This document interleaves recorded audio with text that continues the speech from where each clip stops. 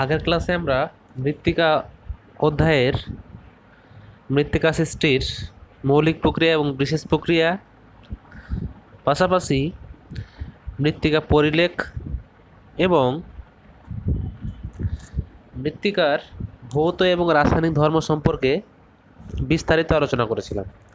আজকে মৃত্তিকা অধ্যায়ের বাকি যে অংশটুকু, soil fertility and plant nutrition, অর্থাৎ মৃত্তিকার উর্বরতা ও উদ্ভিদের পুষ্টিমৌল, সয়েল ক্লাসিফিকেশন অর্থাৎ মৃত্তিকার শ্রেণীবিভাগ, এখানে ইউএসডি এর ক্লাসিফিকেশনটা ডিটেলস জানবো, এবং সয়েল ডিগ্রেডেশন অ্যান্ড কনজারভেশন অর্থাৎ মৃত্তিকার অবনমন এবং সংরক্ষণ। প্রথমেই আমরা মৃত্তিকার উর্বরতা এবং উদ্ভিদের পুষ্টি অর্থাৎ soil fertility and plant nutrition সম্পর্কে একটু আলোকপাত করব। আমরা জানি যে মৃত্তিকার যে উর্বরতা, সেই উর্বরতা হলো একটা বিশেষ গুণ। এই উর্বরতা বলতে উদ্ভিদের জন্য অত্যাবশ্যকীয় যে পুষ্টিমূল উপাদানগুলির সুষম পরিমাণে সরবরাহ করার ক্ষমতাকে বোঝায়। অর্থাৎ এই বৈশিষ্ট্যের ভিত্তিতেই মৃত্তিকার অন্তর্নিহিত যে পুষ্টিমূল্য রয়েছে তার যোগান ক্ষমতা এবং বিশেষ করে বিভিন্ন ধরনের গাছ উৎপাদন, তার সেই উৎপাদন ক্ষমতাকে বোঝানো হয়। এবার এই মৃত্তিকার উর্বরতা নিয়ন্ত্রক অনেকগুলো রয়েছে, সে সম্পর্কে জানবো আমরা। প্রথমটা হচ্ছে মৃত্তিকার গভীরতা।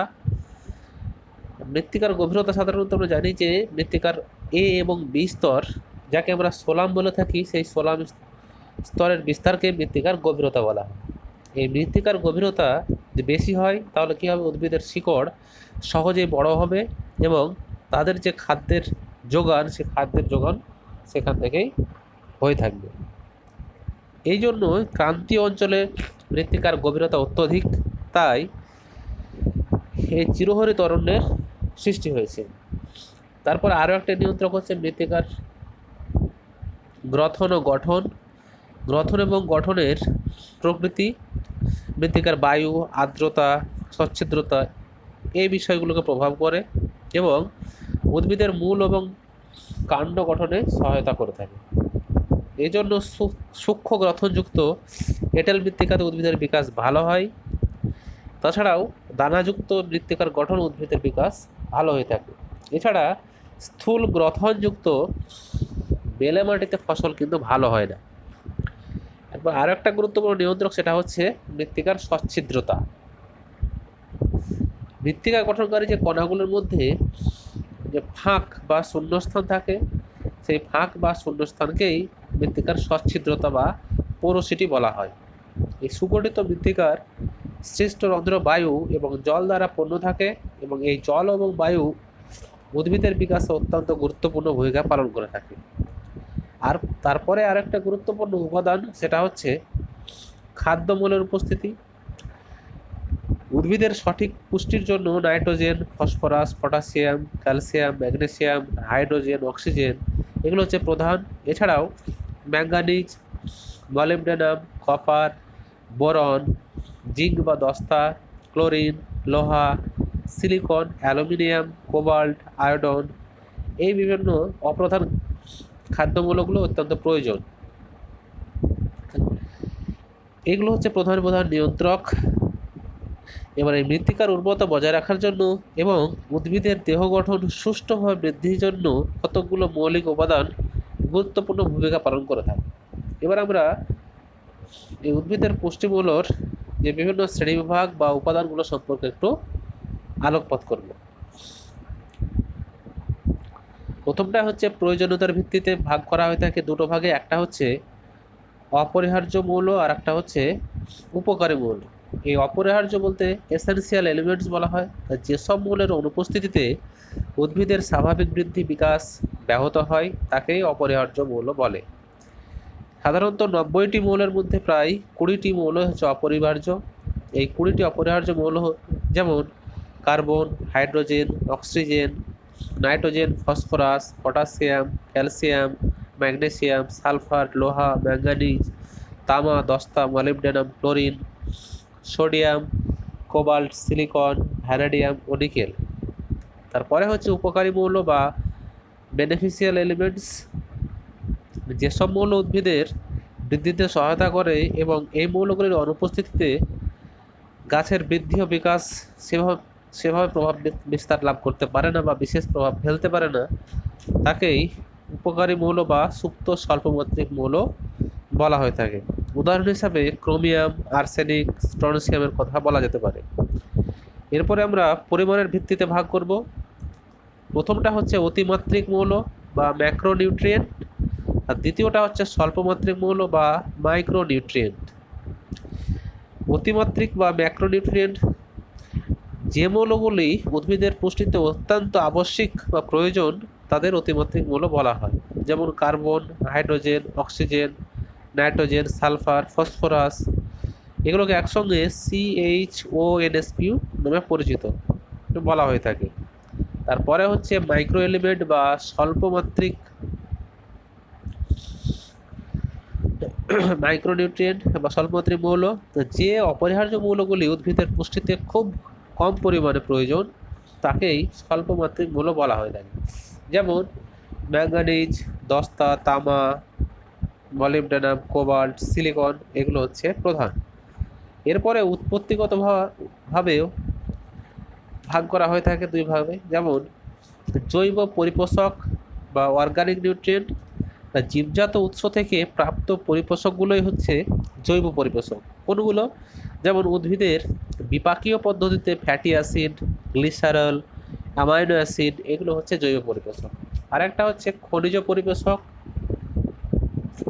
তাহলে যেগুলো সুনির্দিষ্ট রাসায়নিক সংযুক্তি ও পারমাণবিক গঠন সমৃদ্ধ অজৈব প্রক্রিয়ায় তৈরি পরিপোষককেই খনিজ মৌল বলা হয়ে থাকে। এগুলো দু ধরনের হতে পারে, একটা ধাতব আর একটা হচ্ছে অধাতব। ধাতবের মধ্যে লোহা, ম্যাঙ্গানিজ, কোবাল্ট এগুলো প্রধান, আর অধাতবের মধ্যে কার্বন, নাইট্রোজেন, সালফার এগুলো প্রধান। এবার কাজের ভিত্তিতে বা কাজের ধর্মের ভিত্তিতেও চারটে ভাগে ভাগ করা হয়ে থাকে। কি কি? যেমন সাংগঠনিক মৌল বা ফ্রেমওয়ার্ক এলিমেন্ট, যে সকল মৌল উদ্ভিদ দেহে কোষপ্রাচীর তৈরিতে কাজে লাগে তাদের সাংগঠনিক মৌল বলা হয়ে থাকে। যেমন কার্বন, হাইড্রোজেন, অক্সিজেন, এগুলো হচ্ছে সাংগঠনিক মৌল। তারপরে হচ্ছে প্রোটোপ্লাজমীয় মৌল বা প্রোটোপ্লাজমিক এলিমেন্টস, যে সকল মৌল উদ্ভিদ দেহে প্রোটোপ্লাজম তৈরিতে অংশগ্রহণ করে থাকে তাকে প্রোটোপ্লাজমীয় মৌল বলা হয়, যেমন নাইট্রোজেন, ফসফরাস, এগুলো। তারপরে হচ্ছে সংকটপূর্ণ মৌল বা ক্রিটিক্যাল এলিমেন্টস, যেসব মৌল উদ্ভিদের পুষ্টিতে অত্যন্ত অপরিহার্য তাদের সংকটপূর্ণ মৌল বলা হয়ে থাকে। যেমন NPK বা নাইট্রোজেন, ফসফরাস, পটাশিয়াম, এইগুলো NPK হচ্ছে উদ্ভিদের প্রাথমিক পরিপোষক। এরপরে হচ্ছে অনুঘটক মৌল বা ক্যাটালাইটিক এলিমেন্টস, যেসব মৌল উদ্ভিদ দেহে জৈব রাসায়নিক বিক্রিয়া অংশ নেয় তাদের অনুঘটক মৌল বলা হয়ে থাকে। যেমন ম্যাঙ্গানিজ উৎসেচক প্রস্তুতে উল্লেখযোগ্য ভূমিকা পালন করে থাকে। এরপরে আমরা উদ্ভিদের বৃদ্ধিতে বিভিন্ন পুষ্টি মৌল যেগুলো রয়েছে তাদের সংক্ষেপে একটু আলোকপাত করব। দেখো, প্রথমটাই হচ্ছে কার্বন। এর উৎস কোথায়? Carbon dioxide. এর পরিমাণ আনুপাতিক হচ্ছে 45%, দেহে সর্বাধিক বিকাশ ঘটাতে সহায়তা করে থাকে। আর কার্বনের অভাবে উদ্ভিদ দেহ দুর্বল হয়ে পড়ে। পরে হচ্ছে অক্সিজেন, প্রধান উৎস জল ও কার্বন ডাইঅক্সাইড, আনুপাতিক পরিমাণ হচ্ছে 43%। এগুলো শ্বসনকালে জারণে অংশ নেয়, এর অভাবে শ্বসন কার্য ব্যাহত হয়ে থাকে। এরপরে হচ্ছে হাইড্রোজেন, জল, জৈব বস্তু, এগুলো উৎস, পরিমাণ থাকে প্রায় 6%, জারণ বিজারণের অংশ নেয়, আর এর অভাবেই জারণ বিক্রিয়া ব্যাহত হয়। তারপরে হচ্ছে নাইট্রোজেন, মৃত্তিকার NO2 ও NO3, এর আনুপাতিক পার্সেন্টেজ হচ্ছে 1.3%, উদ্ভিদের সার্বিক বিকাশে বা বৃদ্ধিতে সহায়তা করে থাকে। এর অভাবেই মূল, কাণ্ড, পাতা এগুলো দুর্বল হয়ে পড়ে। তারপরে তোমরা ফসফরাস, পটাশিয়াম, সালফার, ম্যাগনেসিয়াম, লোহা, ক্যালসিয়াম, এই প্রত্যেকটা ছকে দেওয়া আছে, প্রত্যেকটার উৎস এর উপকারিতা এবং ঘাটতিজনিত লক্ষণগুলো একবার দেখে নেবে, তাহলেই বুঝতে পারবে। খুব সহজ, যেটা ছকে তোমার দেওয়া আছে আনুপাতিক হার, উৎস, পরিমাণ, কার্যকারিতা। তবুও একবার তোমরা বইয়ে বইয়ে বইয়ে ভালো করে এটা একবার চোখ বুলে নেবে। আশা করছি প্রত্যেকে ভালোভাবে বুঝতে পারবে। এরপরে আমরা চলে যাব মৃত্তিকা শ্রেণীবিভাগে। আমরা জানি যে মৃত্তিকা হচ্ছে একটা দেশের জাতীয় সম্পদ। এই মৃত্তিকার প্রকৃত শ্রেণীবিভাগ নির্ভর করে মৃত্তিকা সম্পর্কে জ্ঞানের বিস্তারের উপর। সেই জন্য মৃত্তিকার শ্রেণীবিভাজনের একটি গতিশীল গতি প্রকৃত আমরা লক্ষ্য করি। এই শ্রেণীবিভাজন সময়ের সঙ্গে সঙ্গে জ্ঞান বিজ্ঞান যত উন্নত হচ্ছে এবং এই শ্রেণীবিভাগ ততটাই কি হচ্ছে, পরিবর্তিত হয়ে চলেছে। অতীতকাল থেকে বর্তমান কাল পর্যন্ত মৃত্তিকার শ্রেণীবিভাগ বিভিন্নভাবেই করা হয়েছে। যেমন মারবার্ট সাধারণত তিনি পেডোক্যাল এবং পেডালফার দুইটি শ্রেণীতে ভাগ করেছিলেন 1927 খ্রিস্টাব্দে। তারপরে আবার মৃত্তিকার উৎপত্তিগতভাবে শ্রেণীভাগ করা হয়েছে। আঞ্চলিক মাটি, আন্ত আঞ্চলিক মাটি, আর হচ্ছে অনাঞ্চলিক মাটি। এরপরে ইউএসডিএ দেওয়ার মৃত্তিকার শ্রেণীভাগটা সর্বজন গ্রাহ্য এবং বিজ্ঞানসম্মত। তাই পাঠ্যসূচি অনুযায়ী তোমাদের এই ইউএসডি এর ক্লাসিফিকেশন বা ইউএসডি এর যে শ্রেণীভাগ সেটাই তোমাদের ছকে এখানে দেওয়া আছে।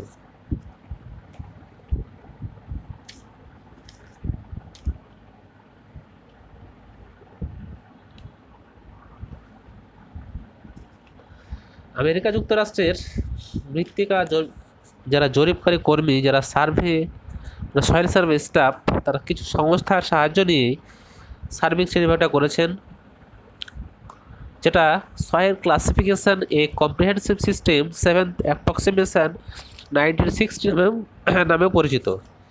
প্রধান বিজ্ঞানী জিডি স্মিথ তার নেতৃত্বে মৃত্তিকা বিজ্ঞানীগণ 1953 খ্রিস্টাব্দে মৃত্তিকার একটি শ্রেণীবিভাগের রূপরেখা তৈরি করেন এবং স্থির করেন যে পরবর্তী কয়েক বছরে এই শ্রেণীবিভাগটির যা কিছু মতভেদ বা সমস্যা আছে তা ক্রমশ কমিয়ে আনা হবে। এভাবে 1953 খ্রিস্টাব্দ থেকে 1960 খ্রিস্টাব্দের মধ্যে প্রায় 7টি পর্যায়ে এই শ্রেণীবিভাগটি সম্পূর্ণ করা হয়। সেজন্যই এই পদ্ধতিকে আবার 7th অ্যাপ্রক্সিমেশন বা সপ্তম সমীক্ষাপত্র বলা হয়ে থাকে।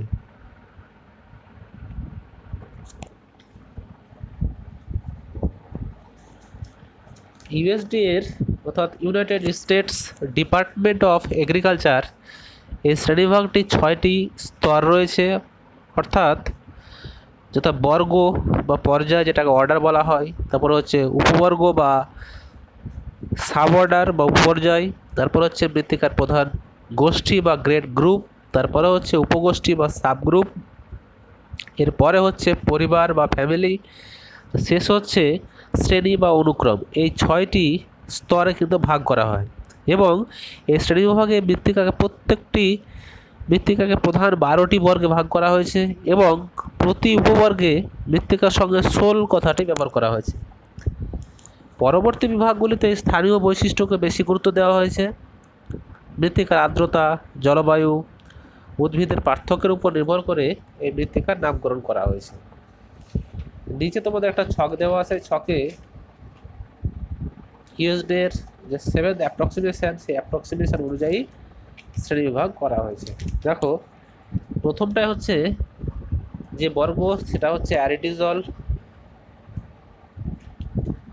এর উৎস হচ্ছে ল্যাটিন শব্দ অ্যারিডাস অর্থাৎ শুষ্ক। বৈশিষ্ট্য কি? ক্যালসিয়াম কার্বনেট ও বিভিন্ন লবণ থাকে, ক্ষারধর্মী, জৈব পদার্থের পরিমাণ কম থাকে, রং হালকা, মাটির গভীরতাও কম। সাধারণত শুষ্ক জলবায়ু অঞ্চলে, মরু এবং মরুপ্রায় অঞ্চলে এটি দেখা যায়। মাটির সাধারণত মরু মাটি, বাদামি মাটি, লাল এবং লালচে মরু মাটি এই মাটির শ্রেণী। উপবর্গ 7টি উপবর্গ আছে, যেমন স্যালাইডস, আর্জিডস, ক্যালসাইডস, ক্যাম্পিডস, ক্রাইডস, ডোরিডস এবং জিপস। এরপরে হচ্ছে দ্বিতীয় ভার্টিসল, ল্যাটিন শব্দ ভার্টো থেকে এসছে অর্থাৎ উল্টো। সাধারণত মন্টমোরিলনাইট কাদা সমৃদ্ধ প্রায় 80% এবং জল লেগে ফুলে ওঠে। জৈব পদার্থের পরিমাণ 1 থেকে 6% থাকে। গাঢ় রঙের, শুষ্ক ঋতুতে খুব শক্ত এবং আর্দ্র ঋতুতে নরম চটচটে হয়ে থাকে। এর আঞ্চলিক বন্টন কোথায়? যেমন উষ্ণ আর্দ্র মরুপ্রায় অঞ্চলের উত্তর পূর্ব আফ্রিকা, ভারতের ডেকান ট্র্যাপ, অস্ট্রেলিয়ায় দেখা যায়। পৃথিবীর মোট মাটির প্রায় 2% এই প্রকার। প্রধান উদাহরণ হচ্ছে ভারতের কৃষ্ণমাটি, ক্রান্তীয় এবং উপক্রান্তীয় অঞ্চলের সাভানা অঞ্চলের মাটি। এর 4টি উপবর্গ আছে, যেমন টরাটস, ইউডার্টস, আস্টার্টস, তারপরে হচ্ছে জেরার্টস। তৃতীয় যে বর্গ সেটি হচ্ছে মলিসল। ল্যাটিন শব্দ মলিস থেকে এসছে, এর অর্থ হচ্ছে নরম। এর বৈশিষ্ট্য কি? উপরিস্তর জৈব এবং খনিজ সমৃদ্ধ। পৃথিবীর সবচেয়ে উর্বরতম মাটি এটা। এ এবং বি স্তরটিকে ক্যালসিয়াম থাকে এবং ক্ষারধর্মী হয়। গাঢ় কালো রঙের, শুষ্ক অবস্থাতে সাধারণত শক্ত হয় না। কোথায় লক্ষ্য করা যায়? যেমন মধ্য অক্ষাংশীয় নাতিশীতোষ্ণ তৃণভূমি অঞ্চলে এই মাটির প্রধান বন্টন। পৃথিবীর প্রায় 7% মাটি এই প্রকারই। এর উদাহরণ যেমন চারনোজেম এবং চেস্টনাট মাটি, এছাড়াও ব্রুনিজেম মাটিও এ ধরনের। এর 7টি উপবর্গ আছে, যেমন অ্যালবলস, অ্যাকুইলস, ক্রায়োলস, রেডলস, উডলস, ডস্টলস, জেরলস। তারপরে চতুর্থ যে বর্গ সেটা হচ্ছে ইনসেপ্টিসল। আর ল্যাটিন শব্দ ইনসেপ্টাম থেকে এসছে, যার অর্থ হচ্ছে শুরু। এর বৈশিষ্ট্য কি? বয়সে সবচেয়ে নবীন। এটা অপরিণত মাটি। মাটির পরিলকগুলো স্পষ্টভাবে গঠিত হয়নি। অম্লধর্মী মাটি। উর্বরতা সব জায়গায় সমান হয় না। রাসায়নিক আবহবিকার এখানে বেশি লক্ষ্য করা যায়। কোথায় কোথায় লক্ষ্য করা যায়? পার্বত্য পরিবেশে, আর্দ্র এবং আর্দ্র জলবায়ু অঞ্চলে। পৃথিবীর মোট মাটির প্রায় 10% এই ধরনের। উদাহরণ কি? হিউমেক, গ্লে মাটি, বাদামি ও অরণ্য মাটি এ ধরনের।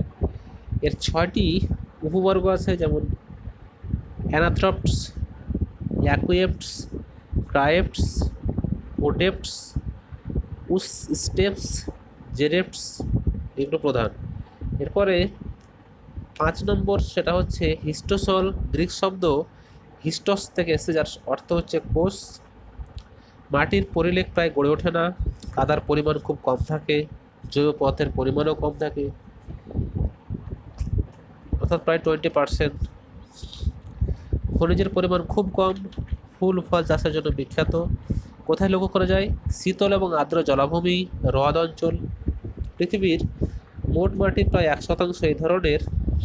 উদাহরণ জৈব মাটি, বগ মাটি, পিট মাটি এই ধরনের। এর 4টি উপবর্গ আছে, যেমন ফাইব্রিস্ট, ফলিস্ট, হেমিস্ট এবং স্যাপ্রিস্ট। এরপর হচ্ছে অক্সিসল। ফরাসি শব্দ অক্সাইড থেকে এসছে, যার অর্থ হচ্ছে শোধক।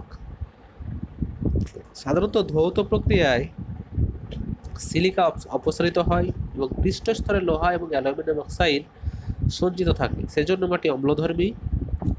রং লাল বা বাদামি 2 ধরনের হতে পারে। হিউমাস এবং খনিজের পরিমাণ এবং বিনিময় ক্ষমতাও কম থাকে। সাধারণত অনুর্বর মাটি। পৃথিবীর উষ্ণ ও আর্দ্র ক্রান্তীয় অঞ্চলে কোথায় কোথায়, যেমন মধ্য আফ্রিকা, ভারত, ব্রাজিল, এ সকল দেশে লক্ষ্য করা যায়। পৃথিবীর মোট মাটির প্রায় 8% এই প্রকার। ল্যাটেরাইট মাটি এবং ল্যাটোসল এর প্রধান উদাহরণ। এর 5টি উপবর্গ আছে, যেমন অ্যাকোয়ক্স, পেরক্স, উডক্স, টোরক্স এবং উস্টক্স। এরপরে হচ্ছে আল্টিসল, যা ল্যাটিন শব্দ আল্টিমাস থেকে এসছে, অর্থাৎ শেষ। প্রধান বৈশিষ্ট্য কি? বিস্তরে কেওলিনাইট কাদার প্রাধান্য বেশি থাকে। ক্যাটায়ন বিনিময় ক্ষমতা কম। পৃষ্ঠস্তরে লোহা এবং অ্যালুমিনিয়াম অক্সাইড সঞ্চিত থাকে। অম্লধর্মী মাটি। রং হলুদ বা লাল হতে পারে। হিউমাস কম থাকে, সেজন্য অনুর্বর প্রকৃতির মাটি। পৃথিবীর উষ্ণ এবং আর্দ্র ক্রান্তীয় ও মৌসুমী অঞ্চলে যেমন ভারত, ব্রাজিল, আফ্রিকা, চীন, ইন্দোনেশিয়া এই সকল দেশে লক্ষ্য করা যায়। বিশ্বের মোট মাটির প্রায় 8% এই প্রকার। উদাহরণ হচ্ছে লাল এবং পিত পর্জল মাটি, ল্যাটেরাইট জাতীয় মাটি, বাদামি, এটাই হচ্ছে প্রধান উদাহরণ। এর 5টি উপবর্গ আছে, যেমন অ্যাকুলটাস, হিউমাল্টাস, উডাল্টাস, উস্টাল্টস এবং জেরাল্ডস। এরপরে হচ্ছে স্পেডোসল, গ্রিক শব্দ স্পেডাম থেকে এসছে, যার অর্থ হচ্ছে ছাই। এর প্রধান বৈশিষ্ট্য হচ্ছে বিস্তরে লোহা, অ্যালুমিনিয়াম জৈব পদার্থ সঞ্চিত হয়ে হার্ড প্যান গঠিত হয়। অম্লধর্মী মাটি, রং ধূসর বা ছাই রঙের, হিউমাস এবং খনিজ নিচে চলে যায়, সেজন্য মাটি অনুর্বর প্রকৃতির। পৃথিবীর আর্দ্র এবং শীতল সরলবর্গীয় অরণ্যে, যেমন ইউরোপ, রাশিয়া, উত্তর পূর্ব আমেরিকায় দেখা যায় পৃথিবীর মোট মাটির প্রায় 4% এই প্রকৃতির। এর প্রধান উদাহরণ হচ্ছে পর্জল মাটি ও বাদামি পর্জল মাটি। এর 4টি উপবর্গ আছে, যেমন অ্যাকুয়ার্ডস, ক্রায়র্ডস, হিউমার্ডস এবং অর্থর্ডস। আরও একটি প্রধান বর্গ, সেটা হচ্ছে এলটিসল, যার অর্থ হচ্ছে নতুন, বয়স ও নবীন, এটা অপরিণত মাটি। এর পরিলেখগুলি অর্থাৎ প্রোফাইলগুলো স্পষ্ট নয়, উর্বরতা সর্বত্র সমান নয়, সাধারণত পরিবাহিত এবং অগভীর মাটি। এর অবস্থান হচ্ছে নদী উপত্যকা বা পাহাড়ি ঢালু অঞ্চলে, তাছাড়া বালিয়াড়ি অঞ্চলেও এই মাটির লক্ষ্য করা যায়। পৃথিবীর মোট মাটির প্রায় 16%, অর্থাৎ এই মাটির আঞ্চলিক বর্ণ সবচেয়ে বেশি। পলল জাতীয় মাটি এবং রেগোসল এর প্রধান উদাহরণ। অ্যারেন্ডস, ফ্লুভেন্টস, স্যামেন্টস, আর্থেন্টস, অ্যাকুয়েন্টস এই 5টি উপবর্গ এলটিসল প্রকৃতির। এরপরে হচ্ছে আলপিসল, পৃষ্ঠস্তরে জৈব পদার্থ লোহা এবং অ্যালুমিনিয়াম সমৃদ্ধ থাকে, উর্বর প্রকৃতির মাটি। বিস্তরে কাদা সঞ্চয় অধিক হয়, রং ধূসর হতে পারে, বাদামি হতে পারে। এটি পেডালভার জাতীয় মাটি এবং অম্লধর্মী। পৃথিবীর উষ্ণ আর্দ্র এবং শীতল আর্দ্র বনভূমি এবং তৃণভূমি অঞ্চলে এই মাটির বিস্তার লক্ষ্য করা যায়। পৃথিবীর মোট মাটির প্রায় 10% এই প্রকার। সাধারণত ধূসর এবং বাদামি পর্জল বা ক্ষয়প্রাপ্ত চার্নোজেম মাটি এর প্রধান উদাহরণ। এর 5টি উপবর্গ আছে, যেমন অ্যাকুয়ালপস, ক্রায়ালপস, ইউডালপস, অ্যাস্টালপস, জেরালপস। অ্যান্ডিসল, জাপানের শব্দ অ্যান্ডো, যার অর্থ হচ্ছে আগ্নেয় ভস্ম, প্রধানত অগ্নুৎপাতের ছাই দ্বারা গঠিত মাটি। বয়স ও নবীন, এটি অপরিণত মাটি। মাটির পরিলেখগুলো স্পষ্ট নয়, অদৃঢ় সংঘবদ্ধ এবং জল ধারণ ক্ষমতা খুব বেশি, রং গাঢ় এবং উর্বর প্রকৃতির মাটি। পৃথিবীর যে সকল অঞ্চলে অগ্নুৎপাতের প্রাধান্য বেশি, সেই সকল অঞ্চলে এই মাটির বিস্তার লক্ষ্য করা যায়। এর আনুপাতিক বিশ্বের প্রায় 1% এই প্রকার মাটি।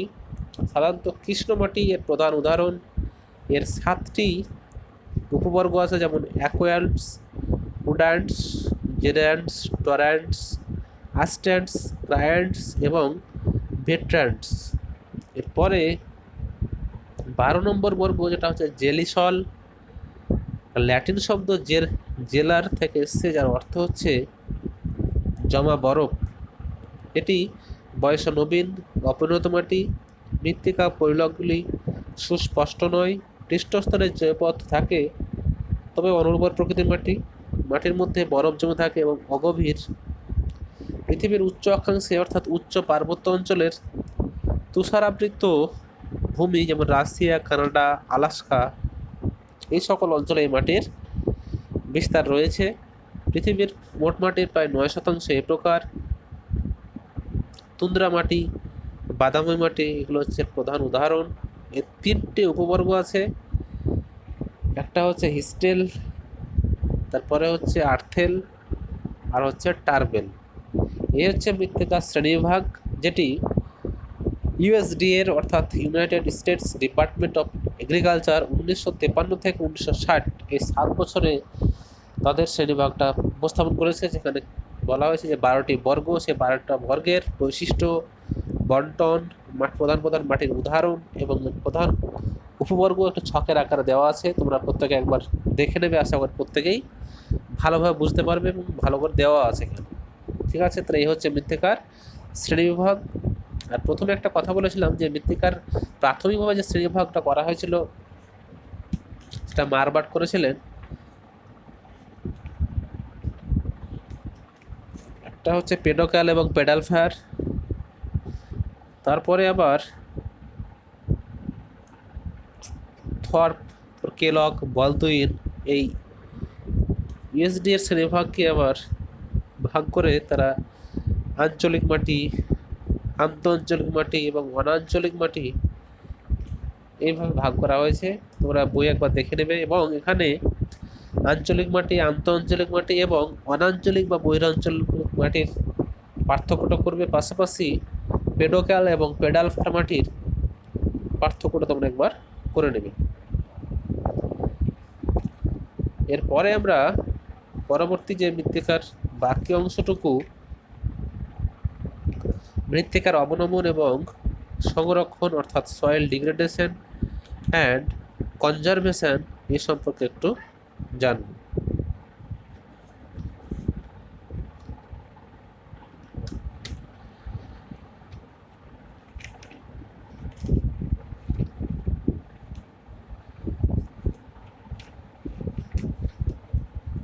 বিগত প্রায় অর্ধ শতাব্দীতে মানুষের বিভিন্ন কার্যকলাপ অর্থাৎ মানবীয় যে বিভিন্ন কার্যকলাপ, তার ফলে পৃথিবীর প্রায় 5 বিলিয়ন হেক্টর অর্থাৎ প্রায় 43% চাষযোগ্য মৃত্তিকা অবনমনের কবলে পড়ে গেছে। এই মৃত্তিকার অবনমনে মানুষ এবং অন্যান্য জীবজগতের অনেক সমস্যার সৃষ্টি হয়েছে। তাহলে আমরা প্রথমেই মৃত্তিকা অবনমনের সংজ্ঞা সম্পর্কে জানবো। অর্থাৎ মৃত্তিকাতে যখন অতিরিক্ত কীটনাশক, জৈব পদার্থ, অজৈব রাসায়নিক এবং যৌগিক পদার্থ, তেজস্ক্রিয় পদার্থ এগুলো মিশ্রিত হয়ে মৃত্তিকার উর্বরতা কমে যায়, তার ফলে স্বাভাবিক উদ্ভিদ, জীববৈচিত্র্য, ফসল উৎপাদন ইত্যাদিতে একটা বাধা বা প্রতিবন্ধকতার সৃষ্টি হয়। সেই পরিস্থিতিকে মৃত্তিকার অবনমন বলা হয়। এবারে মৃত্তিকার অবনমনের বিভিন্ন কারণ রয়েছে, তার মধ্যে প্রধান কারণ হচ্ছে 5টি। প্রথমটা হচ্ছে মৃত্তিকা ক্ষয়।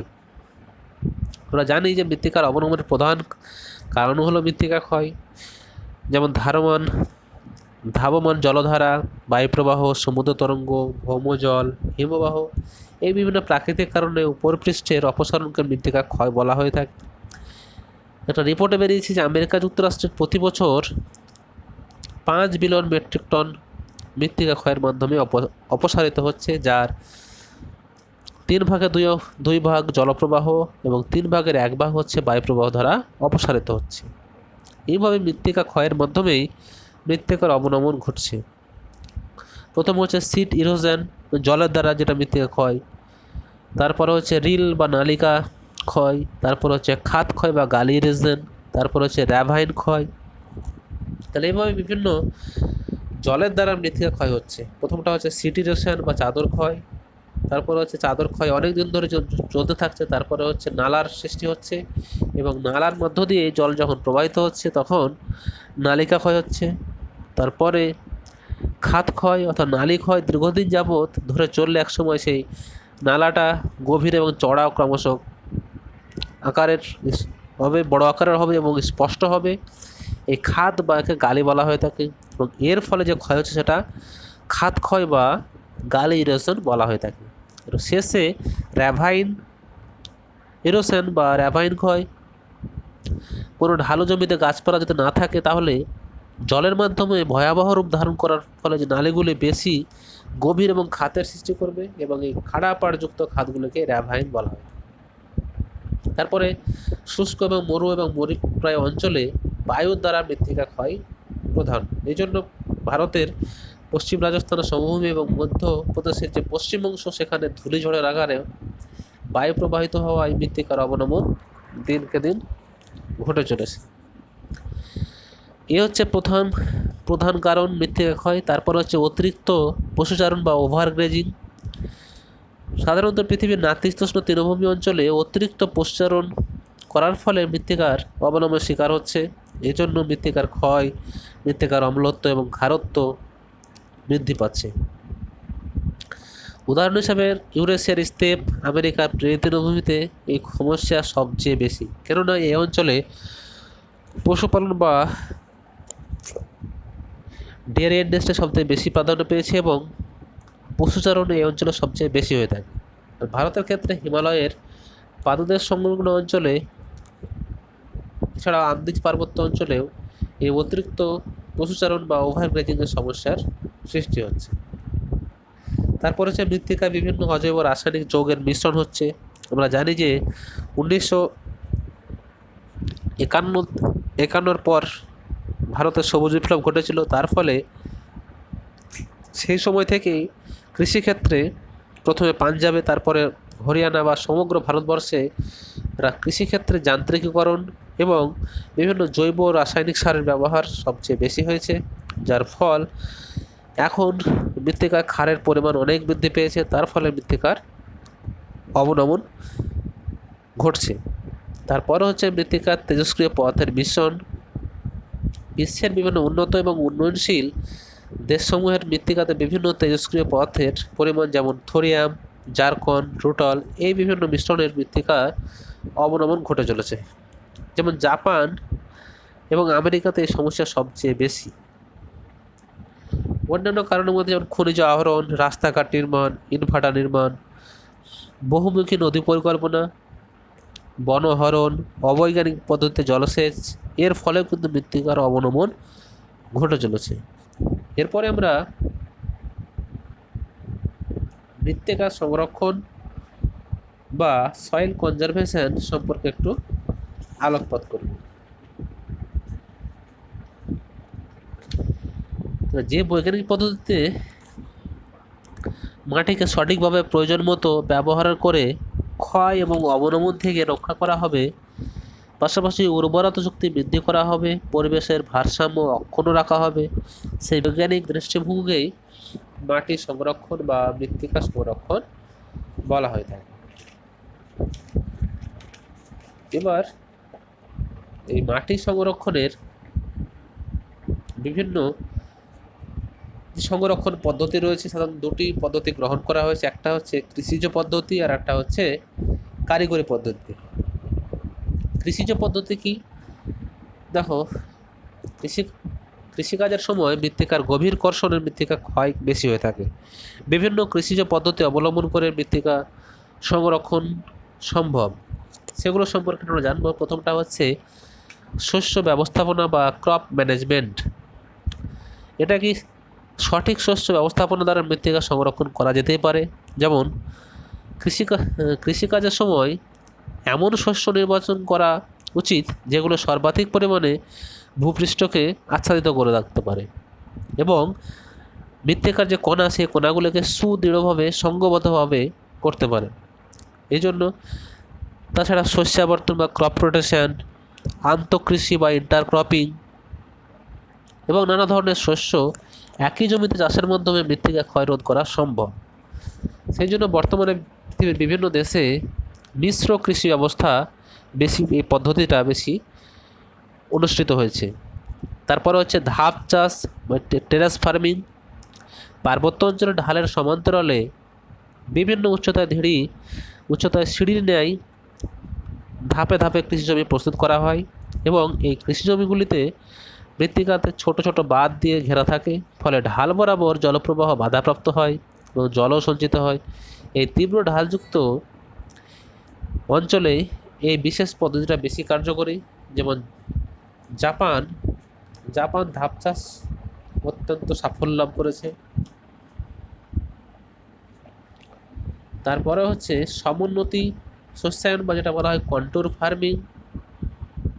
সাধারণত পর্বত এবং উপত্যকা ঢালু জমিতে সমান উচ্চতা বরাবর ঢালের আড়াআড়ি জমিকর্ষণ বপন এগুলো করা হয়। আবার সমোন্নতি রেখা বরাবর দীর্ঘাকার উৎস বাঁধ তৈরি করে ঢালের থেকে ভূপৃষ্ঠীয় প্রবাহ নিয়ন্ত্রণও করা হয়ে থাকে, যাতে মাটির অনুস্রাবণও বৃদ্ধি পায়।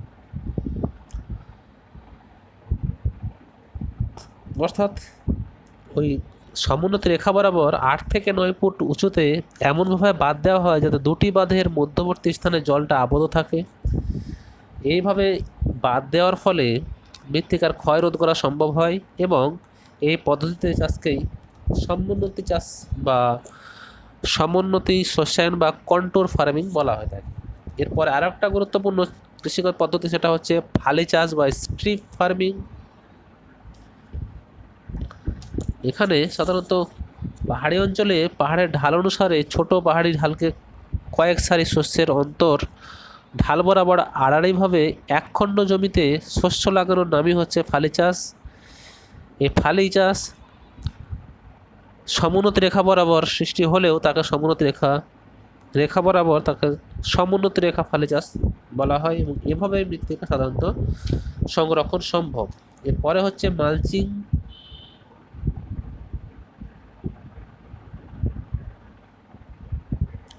মৃত্তিকার উপরিস্তরে আবর্জনা, প্লাস্টিক, পাতা, খড় ইত্যাদি দ্বারা একটা আস্তরণ সৃষ্টি করে বাষ্পীভবন ও মৃত্তিকা ক্ষয় রোধ করার পদ্ধতিকেই মালচিং বলা হয়। সাধারণত শুষ্ক অঞ্চলের দেশসমূহে এই মৃত্তিকা সংরক্ষণ সবচেয়ে বেশি সম্ভব। যেমন ইসরায়েলে এই মালচিং পদ্ধতিটা বেশি অনুসরণ করা হয়। এরপরে আরও একটা পদ্ধতি, সেটা হচ্ছে যান্ত্রিক পদ্ধতি বা কারিগরি পদ্ধতি। সাধারণত অধিক ঢালু জমি বা ক্ষয়প্রাপ্ত জমির ক্ষয়রোধ করার জন্য কিছু কারিগরি ব্যবস্থা গ্রহণ করা হয়, যেমন কৃত্রিম দেওয়াল তৈরি। পার্বত্য অঞ্চলে ভূমির ঢাল বেশি হওয়ায় এখানে মৃত্তিকা ক্ষয়ের পরিমাণও বেশি, তাই পর্বতের পাদদেশ অঞ্চলের মৃত্তিকার দেওয়াল তৈরি করতে হবে এবং বোল্ডার দিয়ে নদী পাড় বাঁধানো প্রয়োজন। এভাবে কৃত্রিম দেওয়াল তৈরি করা হয়। তারপরে নালা কাটা বা ফ্যারাইং, অর্থাৎ প্রবল বায়ুপ্রবাহজনিত মরু বা মরুপ্রায় অঞ্চলে বায়ুর গতির আড়াআড়ি দিকে জমিতে অগভীর নালা কাটা হয়। তার ফলে বায়ু দ্বারা ভূমিক্ষয় রোধ করা সম্ভব হয় এবং এই ক্ষয়প্রাপ্ত মাটি জমি থেকে দূরে অবস্থিত আর হতে পারে না। এটা একটা কারিগরি পদ্ধতি। তারপরে হচ্ছে খাত ক্ষয় নিবারণ। ব্যাডল্যান্ড বা বধ্যভূমি এলাকায় ক্ষয় নিয়ন্ত্রণ এবং কৃষিজমি পুনরুদ্ধার করার জন্য কয়েকটি পদ্ধতি অবলম্বন করা হয়, যেমন খাত বরাবর জলপ্রবাহের পরিমাণ এবং গতিবেগ কমানোর জন্য খাতগুলির মধ্যে পরস্পর কতগুলি বাঁধ তৈরি করা হয়। তারপরে এই খাত বরাবর ক্ষয় হ্রাস করতে খাতের মস্তকভাগে মাটির দেওয়াল তৈরি করে তাদের ওপর ঝোপঝাড় বৃক্ষ রোপণ করা হয়ে থাকে। তারপর হচ্ছে বনভূমির সৃষ্টি করা। প্রতি জমি পাহাড়ের ঢালে নতুন দ্রুত বৃদ্ধিপ্রাপ্ত হয় এরকম বৃক্ষরোপণ করে সামাজিক বনসৃজন বা কৃষি বনসৃজন বা বনভূমি রক্ষণাবেক্ষণ, বৃক্ষচ্ছেদন বন্ধ করা, এই বিভিন্ন পদ্ধতি অবলম্বন করেও ভূমি অবক্ষয় তথা মৃত্তিকা রোধে একটা গুরুত্বপূর্ণ কার্যকরী ভূমিকা পালন করে থাকে। তারপরে হচ্ছে তৃণক্ষেত্র তৈরি করা। তো যেসব জমিতে ক্রমাগত ভূমিক্ষয় হয় সেখানে শস্য কাটার পর প্রতিটি জমিতে কৃত্রিমভাবে ঘাস চাষ করে তৃণ আচ্ছাদন করা যেতেই পারে। এতে মৃত্তিকার যে বন্ধন সেটা বৃদ্ধি পায় এবং ভূমিক্ষয় হ্রাস পায়। তৃণভূমির সাথে সাথে অতিরিক্ত পশুচারণ নিয়ন্ত্রণ করা প্রয়োজন। তাহলে এইগুলো হচ্ছে মোটামুটি মৃত্তিকা সংরক্ষণের কারিগরি পদ্ধতি। তাহলে এখানে মৃত্তিকা সংরক্ষণ দুটি পদ্ধতি, একটা হচ্ছে কৃষি পদ্ধতি আর একটা হচ্ছে কারিগরি পদ্ধতি। এ সম্পর্কে আলোচনা করা হলো। আশা করছি তোমরা প্রত্যেকেই ভালোভাবে বুঝতে পেরেছ এবং এর সঙ্গেই মৃত্তিকা অধ্যায়টা পুরোপুরি কমপ্লিট। এরপরে আমরা পরবর্তী অধ্যায় বায়ুমণ্ডল, সে বায়ুমণ্ডল থেকে পরবর্তী ক্লাসগুলোতে জানবো। এবার এই মৃত্তিকা অধ্যায় থেকে যে গুরুত্বপূর্ণ প্রশ্নগুলো রয়েছে সেগুলো আমি তোমাদের দিয়ে দেবো গ্রুপে, তোমরা ঠিক মতো পেয়ে যাবে। প্রত্যেকে ভালোভাবে পড়াশোনা করো, সাবধানে থেকো। আজকে আপাতত এ পর্যন্ত। ধন্যবাদ।